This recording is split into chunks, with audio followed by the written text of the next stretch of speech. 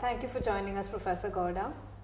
One of the questions we've been wanting to ask you is, what are the outcomes of the present situation of electoral funding and campaign financing in India?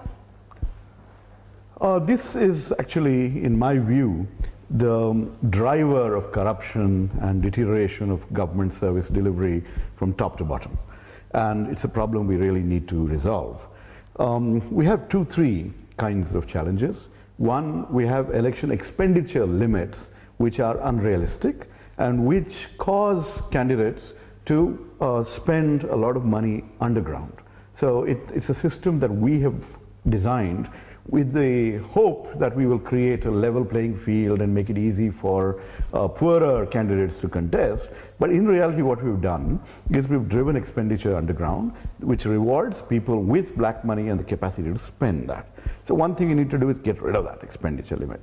Then the second thing is we have to recognize that there's a price for democracy, to keep democracy alive. And that price has to be paid. And it is better if we have some transparency in where that money is coming from and for what reason. So if we have better mechanisms of open contributions, then rather than what we have today, we might be able to essentially change the nature of the game and bring in a level of transparency. I actually believe that state funding is absolutely needed. And many people react by saying state funding will result in just an increase in expenditure overall. I believe that a lot of good, clean candidates need only a certain threshold of expenditure to be able to be competitive. And state funding should help them reach somewhere close to that threshold. Somebody else will spend a lot, but a lot of people who spend a lot of money also lose elections. But what I would like to go after is transparent fundraising, open expenditure, getting rid of counterproductive laws like expenditure limits, which are very, very unrealistic right now.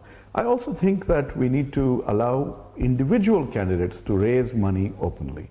Today, political parties can, but if you give money to the central party, what is the guarantee that that would come to me as a candidate, even though I'm the person you're trying to support? So that's really these are all the complications. But because so much money is needed to just fund the election, forget being a full-time politician and running an office and taking care of people and things like that, whether you're in power or in the opposition or whether you're an aspirant, there's a lot of resources required to be in the game of democracy, and we haven't confronted that, we haven't figured things out, and so we are in we're in some kind of denial. I think we need to confront the realities. So you mentioned about a whole host of reforms that need to be taken place. Is this change realistically realizable, and is there a roadmap that one can use to get there? I'm trying to convince the political class and the intelligentsia and everyone that something like this needs to happen.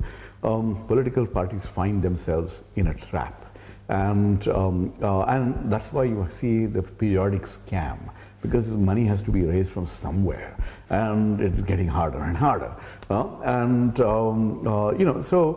there's a little bit of a challenge right now. A lot of the people who have managed to come into the system today have benefited from the fact that there is this opacity and there's a reward for deep-pocketed individuals, etc.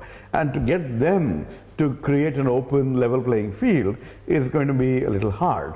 But enough party leaderships, I think, would want to bring about change, because it's getting enormously difficult to run campaigns and stay in the game.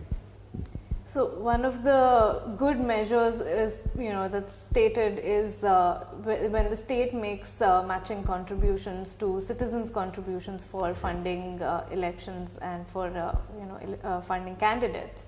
Is that what is your take? And do you think we can have that in India?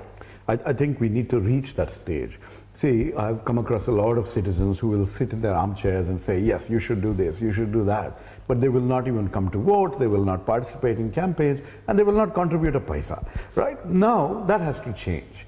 People need to invest in good candidates and good governance and things like that. So, and it would really help if there would be a corresponding state match. because a certain amount of money needs to be, you need some threshold of resources to compete. There are other examples that are being suggested as well. There is one proposal that, give political parties at the constituency level 100 rupees per vote that they got in the last election. And that money can be used for political activities over the 5 years before the next election, things like that.